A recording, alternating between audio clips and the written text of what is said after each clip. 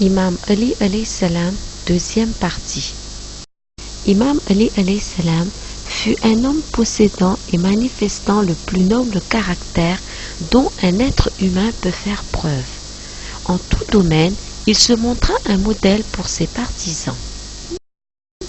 Le saint prophète sallallahu alayhi wa sallam dit au saint imam alayhi salam: Ô Ali, tu te trouveras impliqué dans des disputes dont tu t'en sortiras pour cette qualité que tu es seul à posséder. Tu es le premier à croire en moi, le plus grand en bataille, le plus savant en signe d'Allah, le plus loyal envers le pacte Ahd d'Allah, le plus compatissant envers les gens, le plus à même de faire preuve de traitement égal et le plus distingué par Allah subhanahu wa ta'ala. Voici quelques-uns des mérites les plus notoires d'Imam Ali alayhi salam. 1. Sa foi en Allah subhanahu wa ta'ala et le saint prophète sallallahu alayhi wa sallam. Imam Ali alayhi salam fut le premier homme à se déclarer ouvertement musulman. Le saint prophète sallallahu alayhi wa sallam dit: Les anges nous bénissent, Ali et moi, pour 70 ans, parce qu'à un moment, Ali et moi étions les seuls à réciter le kalima.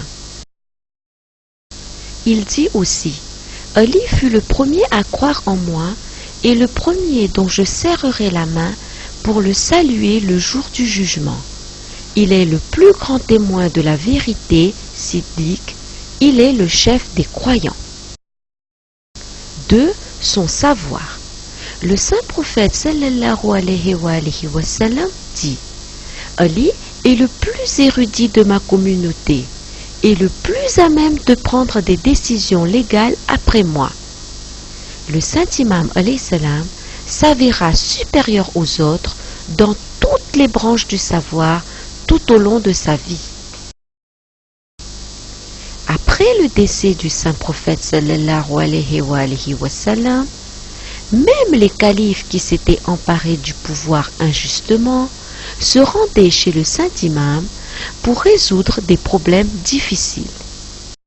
Lorsque Imam Ali alayhi salam vint au pouvoir, il mit le manteau et le turban du saint prophète sallallahu alayhi wa sallam, se rendit à la mosquée et s'assit sur la chaire sur le mimbar. Après avoir loué Allah subhanahu wa ta'ala et guidé le peuple, il se rassit avec assurance, se croisa les doigts sur le ventre et dit: Interrogez-moi avant que vous ne me perdiez. Interrogez-moi, car j'ai le savoir de ceux qui ont précédé et de ceux qui viendront. Je peux prononcer un jugement pour les gens du Tawrat, Testament, en partant de leur Tawrat, pour les gens de l'Évangile, en partant de l'Évangile, pour les gens des psaumes, en partant des psaumes, et pour les gens du Furqan, pour les gens du Saint-Coran, en partant du Furqan.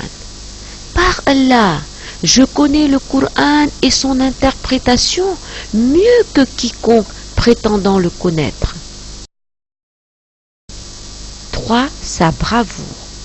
Le saint imam alayhi salam était toujours au front dans les batailles pour l'islam et a personnellement contribué à la victoire des musulmans dans plusieurs d'entre elles.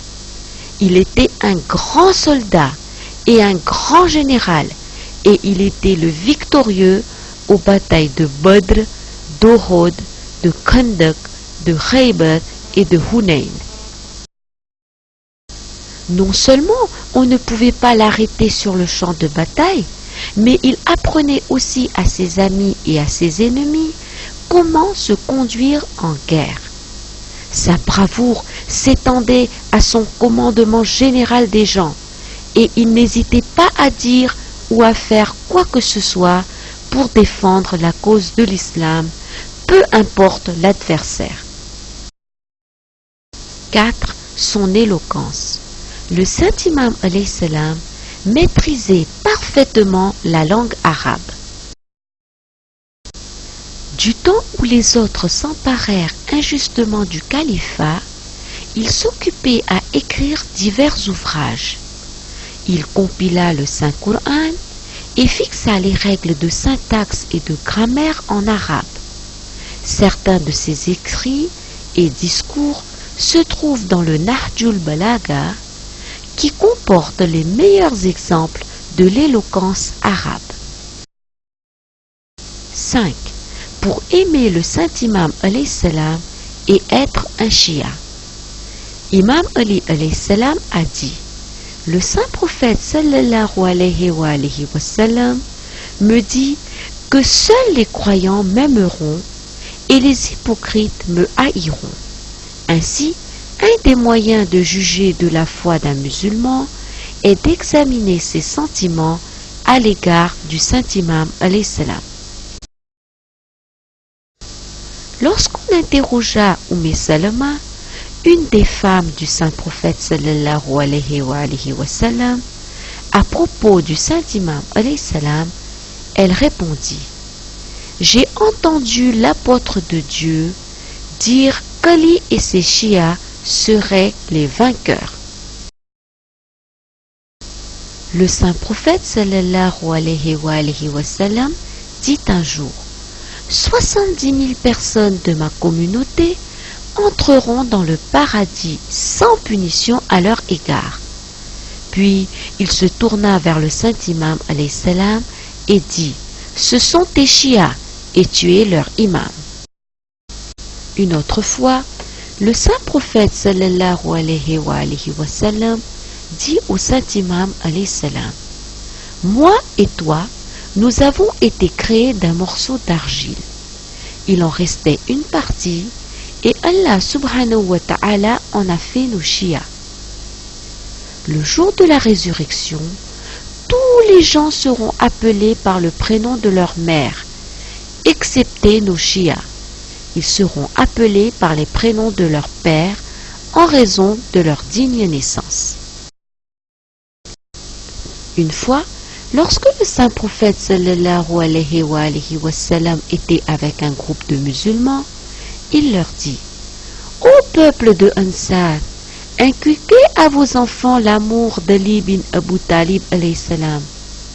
Quiconque l'aime saura qu'il est bien guidé, et quiconque ne l'aime pas doit savoir qu'il est dans l'erreur.